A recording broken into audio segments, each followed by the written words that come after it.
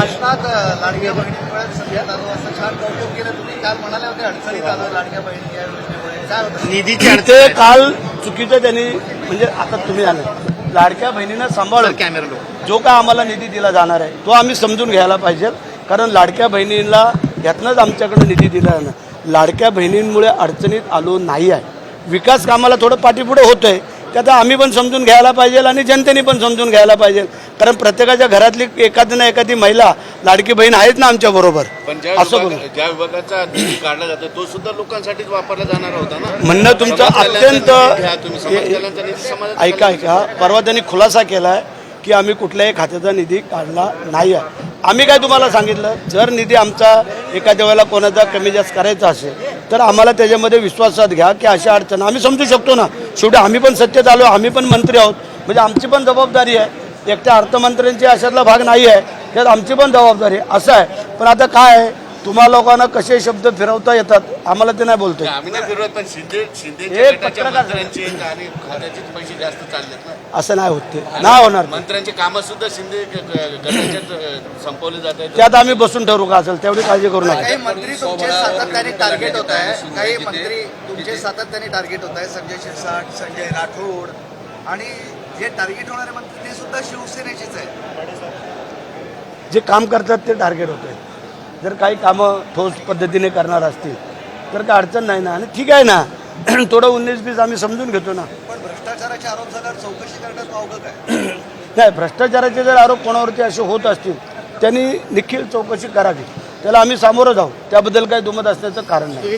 मी बोलो कामाच्या संदर्भात बोलता येत आहे. तुम्ही भाषणामध्ये असं बोलले की पुढच्या गाडीत आम्ही होतो मात्र आम्हाला मंत्रिपद दिलं गेलं नाही. मागच्या गाडीतून आलेले होते त्यांना मंत्रिपद अगोदर दिलं उठावा दरम्यान. आता झालं ना जुनं झालं ते आत्ता बोलले. म्हणजे वस्तुस्थिती आम्ही काय नाही खंत भिंत नाही. आम्ही वस्तुस्थिती काय सांगितली की जे साहेबांच्या सोबत आम्ही सर्व बरोबर होतो आणि त्यावेळेला काही वेळेला ज्यावेळेला आमचा नेता संभ्रमात आहे त्यावेळेला आम्ही नाही समजून घ्यायचं तर कोणी समजून म्हणून आम्ही थांबलो होतो. आम्ही स्वतःच सांगितलं ना की आम्हाला साहेब नाही बोलले तुम्ही थांबताय का. जेव्हा साहेबांनी आम्हाला विचारले शेट आपण काय करायचं ज्यावेळेला अशा काही गोष्टी जर आमच्यासारखा मावळा जर नाही समजू शकत तर आम्ही कसले शिवाजी महाराजांचे मावळे. खंत देखील अशी व्यक्त नाही, केली. खंत बिंद. अडचण आहे खंत- निधीची, मात्र त्यामधून आम्ही बाहेर निघू आत्ता बोलले तुम्ही कसं. निधीचा असा प्रश्न आहे सांगतो अडचण आहे का? कारण ज्या वेळेला निवडणुकीला आम्ही शब्द दिलेले आहेत ते शब्दाची आता पूर्तता करणं आमचंही काम आहे कर्तव्य आहे. आता ते आमच्या लाडक्या बहिणींना सांभाळून आम्हाला हे करायचं आहे. आणि येणारे आता जून महिन्याच्या एंडिंगला आता अधिवेशन आमचं होतंय त्या अधिवेशनामध्ये आम्ही ही तरतूद करून घेऊ. काल संजय शिरसाटवर आरोप झाले वारीच्या भ्रष्टाचाराचे. माध्यमातून ठीक आहे बोला. संजय शिरसाटांवरती जर आरोप झालेत तर संजय शिरसाट आत्ता चाललेत वकिलांकडं ज्याने आरोप केलेले त्याच्यावरती दावा ठोकायला. बरं, वारीच्या माध्यमातून तुम्ही तुमच्या राजकीय वारसदाराचं प्रमोशन करताय अशी एक चर्चा सुरू आहे. तुमच्या मुलाला वारीच्या माध्यमातून तुम्ही लॉन्च करताय राजकीय करिअर घडवण्यासाठी काय सांगताय. असं नाही आहे. काय आहे जो युवा वर्ग आणि आमच्या मतदारसंघातले लोक होते त्याच्यामुळे त्यांची जी काय फील्ड होती टीम होती ज्या लोकांना जवळजवळ काल 2,500 लोकांना आम्ही वारी घडवली तर ते घडवत असताना त्यांच्याबरोबरच्या मित्रमंडळींनी त्यांना बोलवलं होतं. चांगलं वाईट काय त्याच्यामध्ये पांडुरंगाचं दर्शन झालं रुक्मिणी मातेचं दर्शन झालं लोकांचं दर्शन झालं. लोकांनाही कळलं की भरतशेठ जे काम करतात त्यांच्या पावलावर पाऊल टाकून जर त्यांचा मुलगा काम करत असेल त्यात चुकीचं काय. पांडुरंगाच्या आशीर्वादानं लॉन्चिंग तर नाही ना. होईल होईल ते बी पांडुरंगाला पण समजतंय की बाबा आपला भक्त कसा आहे आणि काय आहे. जर आम्ही निस्वार्थी काम करत असेल तर पांडुरंग आमच्याकडे बघू.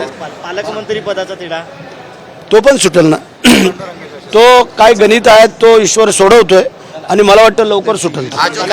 आपण पालकमंत्री म्हणून समोर येणार काही दिवसात. 100% यायलाच पाहिजे व्हायलाच पाहिजे. शेवटचा प्रश्न आज जे सरपंच परिषद झाली त्याचं श्रेय कोणाला देता तुम्ही त्यांनी घेतली एवढ्या लोकांना बोलवलं. नाही सरपंच परिषद झाली ते जे आमच्या अध्यक्ष आहेत बाळासाहेब सानप त्यांनी जे काय सगळ्यांना बोलून त्यांच्या काही अडीअडचणी होतात त्या मांडण्याचा त्यांनी प्रयत्न केला तेव्हा बाळासाहेब सानप त्यांचे सर्व सहकारी आमचे काही अधिकारी या सगळ्यांनी मिळून ही परिषद घेऊन यशस्वी केली. देश विदेशातील प्रत्येक घडामोडींचे लाईव्ह अपडेट मिळवण्यासाठी आता साम टीव्हीच्या सर्व सोशल मीडिया प्लॅटफॉर्मला लाईक, फॉलो आणि सबस्क्राईब करा.